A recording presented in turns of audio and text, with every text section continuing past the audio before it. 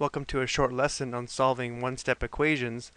The goals of this video are to determine if a given value is a solution to an equation and also to solve one-step equations. Let's begin by talking about the solution of an equation. Any replacement for the variable that makes an equation true is called a solution of the equation. So for example, x equals 3 is a solution to the equation 5x minus 4 equals 11 because if we replace x with 3, it makes this equation true, which means if I rewrite this as 5 times 3 instead of 5 times x minus 4 equals 11, if I simplify the left side, 15 minus 4 equals 11, and of course 15 minus 4 is 11.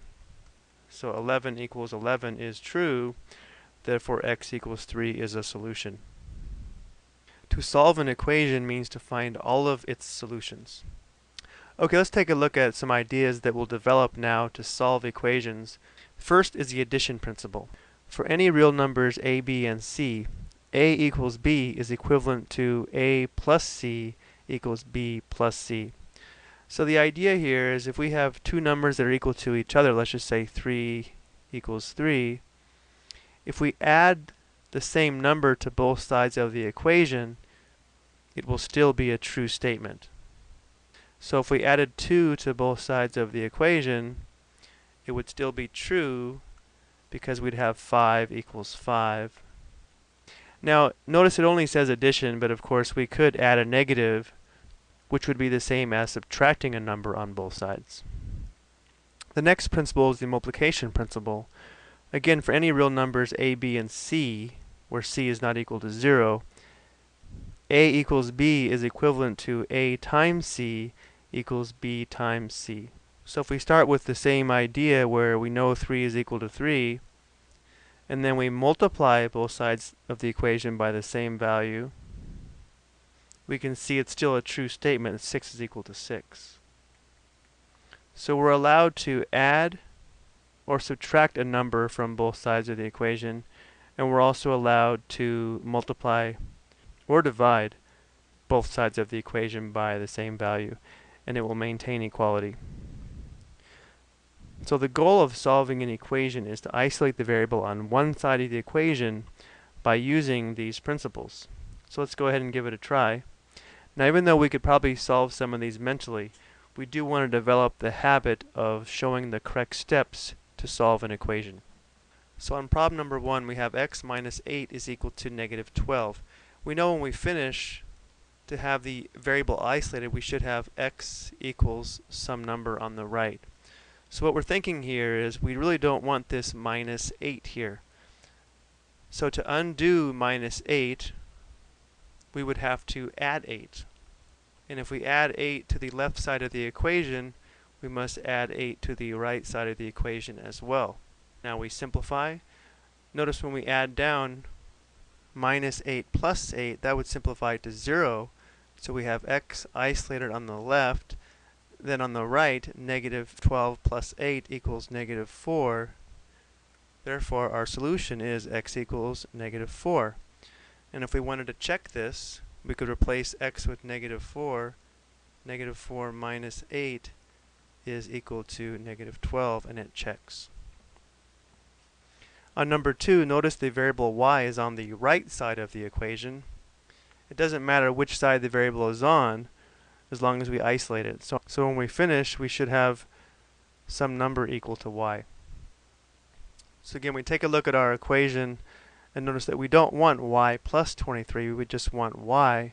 So to undo plus 23, we'll subtract 23 on the right side and the left side. Now I could have added a negative 23 instead, but to me it's easier to see these are opposites, and therefore we'll add to 0. So now we'll simplify. We're left with y on the right side, and the left side at negative 6 minus 23 would equal negative 29. Therefore our solution is y equals negative 29. And if we wanted to, we could rewrite this so the variable is on the left side, but as you can see, these two are equivalent. Okay, on number 3 we have a fraction involved, but the process is going to be identical. Notice that x is on the left. When we finish, we want x equal to some value. So we are going to have to undo plus 1/2. So we'll subtract 1/2 on both sides. So the plus 1/2 minus 1/2 simplifies to 0. We have x equals 7 minus 1/2 would be 6.5. Again, we can check this. 6.5 plus 1/2 is equal to 7. That's correct. And number 4, the z is on the left side. So when we finish, we want z equals some value. Now this one may look a little more confusing. We see a plus sign here, but then we have a negative. So it is attached by addition. So you may think we have to subtract, but what you have to subtract is a -3 minus a -3 actually ends up being plus 3. So in this problem we need to add 3 to both sides. Another way to think of this is to undo a -3, we have to add 3. Either way, the result of -3 plus 3, that simplifies to 0, and that's what we wanted. We have z isolated, and on the right side we have 15 plus 3, which equals 18. Let's take a look at a few more one-step equations. Our first equation, we have 5x equals 75. It's important that we remember that 5x really means 5 times x is equal to 75.